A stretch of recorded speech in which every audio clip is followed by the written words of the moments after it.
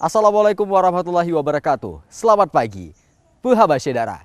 Kembali lagi bersama kami dalam Berita Aceh. Saya Akbar Hazana. Beragam berita aktual, tajam dan terpercaya akan kami hadirkan untuk Anda pagi ini. Dan berikut 3 berita utama pagi ini.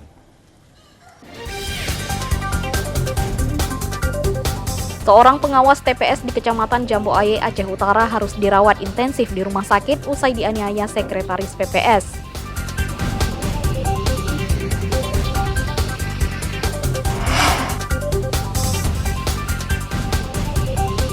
Rapat pleno rekapitulasi suara di sejumlah kecamatan di Kabupaten Aceh Besar tidak berjalan serentak.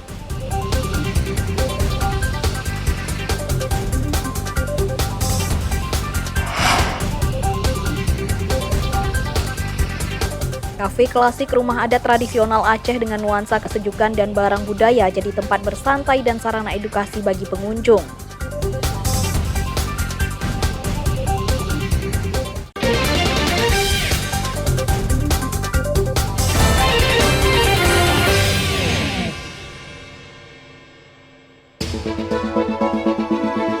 Kita ingin kesulitan ini berubah menjadi kemudahan. Saya komit, saya siap melanjutkan semua strategi untuk menjaga demokrasi berjalan dengan baik.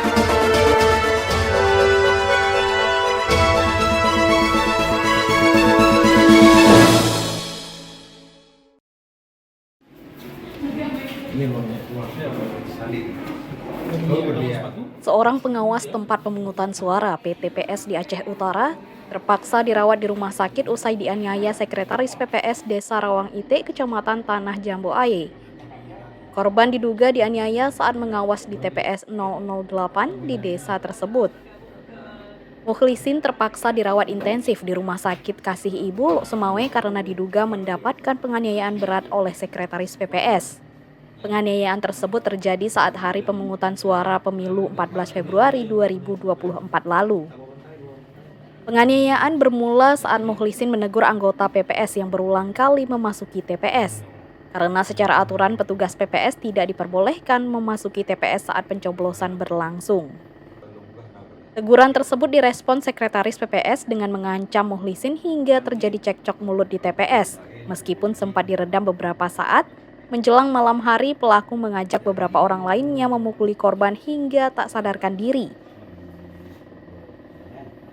Baik, setelah informasi itu dapat ke kami, Panwasri Aceh Utara langsung bersama sekretariat, kami lengkap berlima-lima kami turun, didampingi oleh sahabat semua sekretariat. Langsung kami turun ke sana, saya coba koordinasi dengan Ketua KIP juga. Alhamdulillah Ketua KIP, saya dengan pihak Polres langsung di mobil yang sama, langsung turun ke TKP, ingin maksud dan tujuan itu ingin mendamaikan awalnya.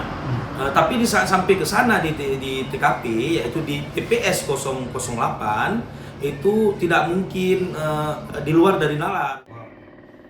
Akibat kejadian itu, Mukhlisin mengalami luka berat di bagian wajah dan belakang kepala.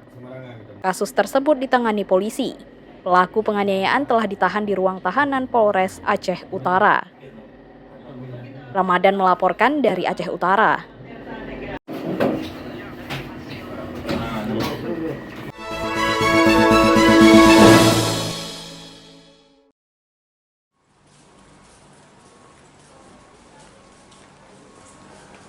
Seorang anggota KPPS harus dirawat di rumah sakit usai tertimpa besi tenda sebuah TPS bersama 6 rekannya pada hari pemungutan suara 14 Februari 2024 lalu. Febri dirawat intensif di Rumah Sakit Umum Daerah RSUD Langsa. Febri mengeluh sakit di kepala dan lengan kanannya akibat tertimpa besi tenda saat pencoblosan pada 14 Februari 2024 lalu.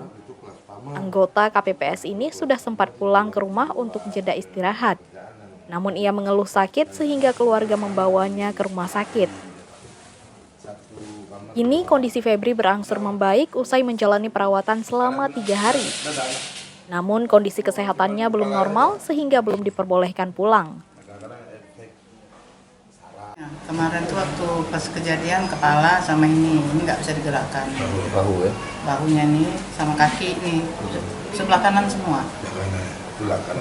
Dulu kan udah panas sekali badannya tuh saya bawa kemari udah memang panas badannya enggak. Memang besi tenda tuh ke badan dia semua gitu.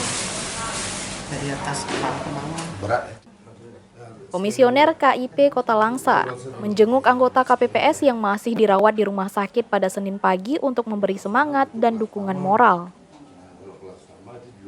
Kita berkesempatan mengunjungi salah satu anggota KPPS kita dari Desa Alur 2 Bakaran Bate yang beberapa hari lalu mengalami kecelakaan saat terjadi hujan deras di kawasan Kota Langsa, di mana akibat kecelakaan itu anggota PPS kita atas nama Febri tertimpa dengan tenda TPS yang rubuh dan harus menjalani perawatan di rumah sakit.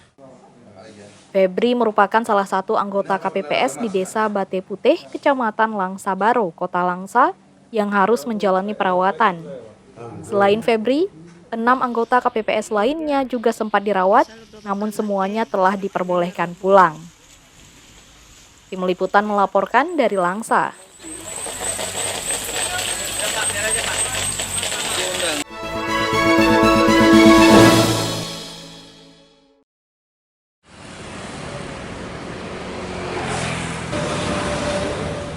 Rekapitulasi suara pemilu 2024 mulai digelar di sejumlah kecamatan di Kota Langsa pada Minggu. Rapat pleno rekapitulasi suara di kecamatan untuk mencocokkan jumlah perolehan suara masing-masing TPS ini dijaga ketat petugas keamanan.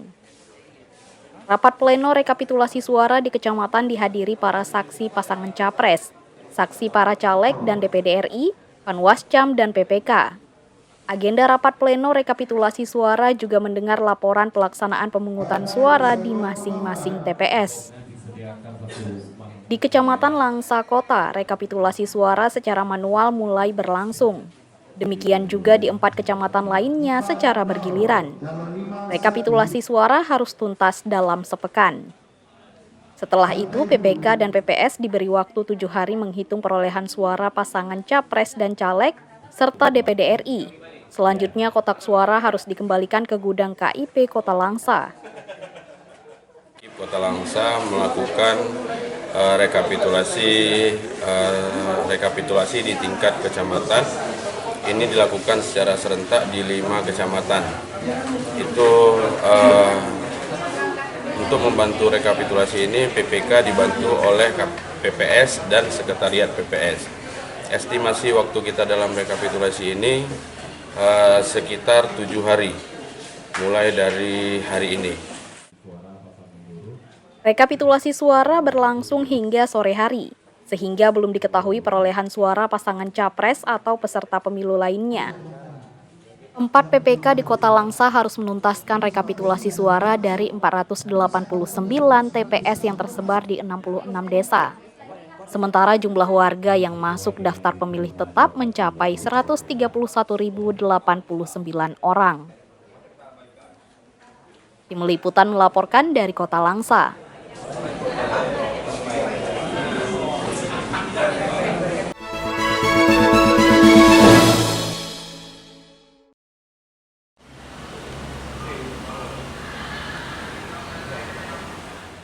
Rekapitulasi penghitungan suara pemilu 2024 di Aceh Besar belum seluruhnya berjalan.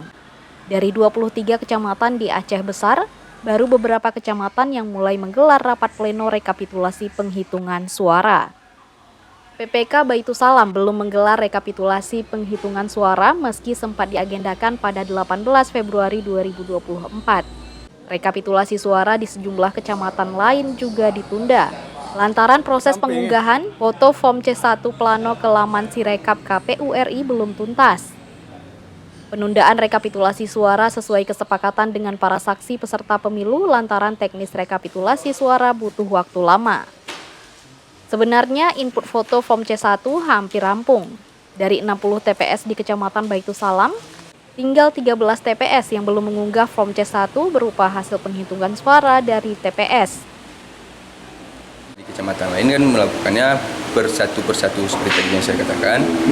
Untuk di Kecamatan Baitusalam kita lakukan rekapitulasi rekapitulasi di kecamatan, sehingga besok tinggal kita tampilkan. Jadi prosesnya sama, cuman teknisnya yang berbeda. Data sudah terinput di Sirekap, cuman foto ada beberapa kampung, sebanyak 13 TPS yang belum difoto. Nah, itu menjadi tugas PPK untuk memfoto ulang. Saat ini baru 14 dari 23 kecamatan di Aceh Besar yang sudah menggelar rapat pleno rekapitulasi suara. Sisanya berlangsung pada Minggu dan Senin ini. Tim Liputan melaporkan dari Aceh Besar.